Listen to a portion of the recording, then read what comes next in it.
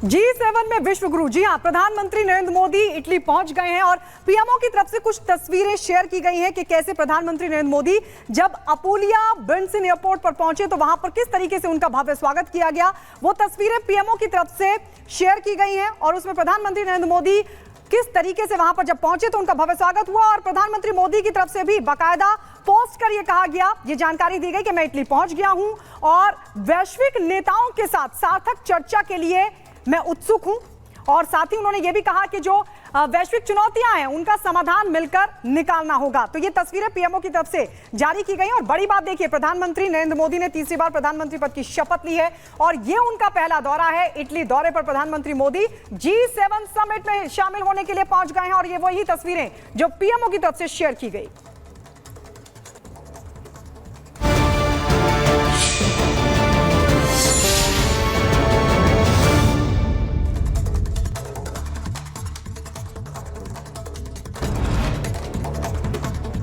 G7 summit के लिए Italy पहुंचे प्रधानमंत्री मोदी। इटली, फ्रांस, जर्मनी और जापान के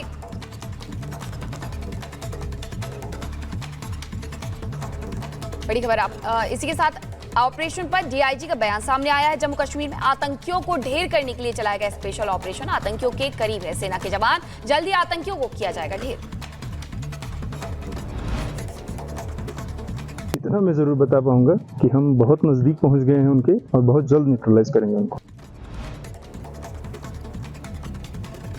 उधर जम्मू कश्मीर के डोडा में आतंकियों के ठिकाने तबाह करने के लिए सेना का सर्च ऑपरेशन जारी। डोडा, किश्तवाड़ और रामबन के डीआईजी कर रहे हैं कैंपेन।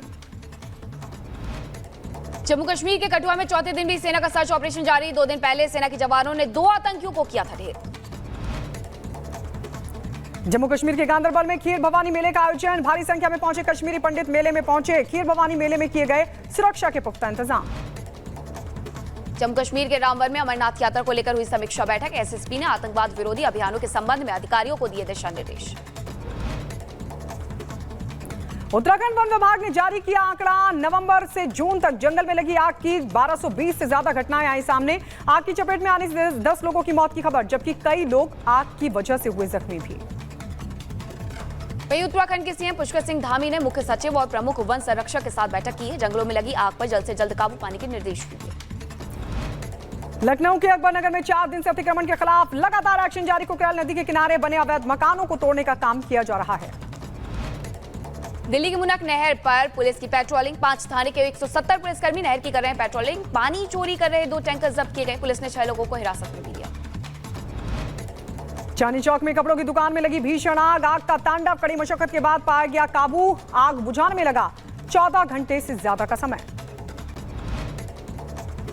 दिल्ली के चांदनी चौक में कई दुकानों में लगी भीषण आग। घटना से मचा हड़कंप। आग बुझाने के लिए पहुंची थी 60 गाड़ियां। बढ़ते आगे, महाराष्ट्र के पुणे में तेज रफ्तार कार ने महिला को मारी जोरदार टक्कर। सड़क हादसे में महिला बुरी तरह से जख्मी। आरोपी की तलाश कर रही पुलिस। मध्य प्रदेश के दतिया में ट्रैक्टर ट्रॉली पलटने से 5 लोगों की मौत। 25 से ज्यादा लोग बुरी तरह से जख्मी हुए हैं। सभी को अस्पताल में कराया गया भर्ती। उत्तर प्रदेश के मुरादाबाद में भीषण गर्मी के बीच गौशालाओं में विशेष इंतजाम। डिहाइड्रेशन से बचाने के लिए गायों को चढ़ाया जा रहा है सोडियम और मल्टीविटामिन। गौशालाओं में पंखे की भी व्यवस्था की गई।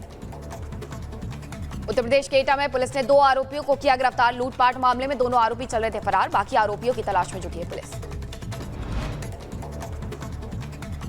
मध्य प्रदेश के दमोह में धड़ल्ले से चल रही थी सागौन पेड़ की तस्करी। पुलिस ने छापेमारी कर सागौन की लकड़ियां और कार की जब्त। मौके का फायदा उठाकर आरोपी फरार।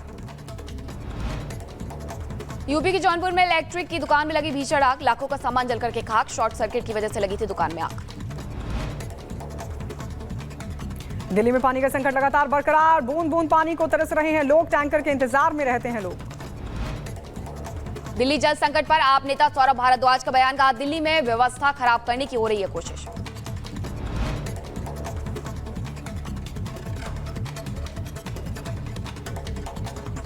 को खराब करने की कोशिश की जा रही है। एनडीए सरकार पर तेजस्वी यादव का जोरदार हमला। कहा, इस बार बहुत कमजोर सरकार बनी है। ये जनता का इशारा तानाशाही खत्म करने का। देखिए, इस बार जो सरकार बनी है बहुत ही कमज़ोर सरकार है और हमको लगता है कि जनता ने एक बार स्पष्ट संदेश दिया है मोदी जी को, जो तानाशाही जिस प्रकार से चल रही थी। कुवैत से भारत आ रहे 45 मृतकों के शव। कुवैत अग्निकांड के पीड़ितों के पार्थिव शरीर पहुंचेंगे कोच्चि। अग्निकांड में केरल के 23 लोगों की जान गई। कुवैत पहुंची केरल की स्वास्थ्य मंत्री वीना जॉर्ज। अग्निकांड में मरने वालों में केरल से 23 लोग, कुल 45 भारतीयों की हुई है मौत। नीट अभ्यर्थियों को नहीं मिलेगा ग्रेस मार्क्स। सुप्रीम कोर्ट ने एनटीए का बयान दर्ज कर लिया है। ग्रेस वाले छात्रों के लिए फिर से करवाएंगे परीक्षा। धांधली के आरोपों के बीच छात्रों ने सीबीआई जांच की मांग की। नीट परीक्षा को रद्द करने और पेपर लीक मामले की जांच सीबीआई से कराई जाने वाली याचिका पर आज सुप्रीम कोर्ट में सुनवाई। काउंसलिंग पर रोक लगाने की है मांग। एनटीए की तरफ से दाखिल ट्रांसफर पिटीशन पर भी आज सुप्रीम कोर्ट में सुनवाई होगी। एनटीए की मांग, देश भर के हाई कोर्ट में दाखिल याचिकाओं की सुप्रीम कोर्ट में ही हो सुनवाई। उत्तर प्रदेश के गाजियाबाद में पुलिस और लुटेरों के बीच हुई मुठभेड़। पुलिस ने 2 लोगों को किया गिरफ्तार। आरोपियों के पास से अवैध हथियार बरामद।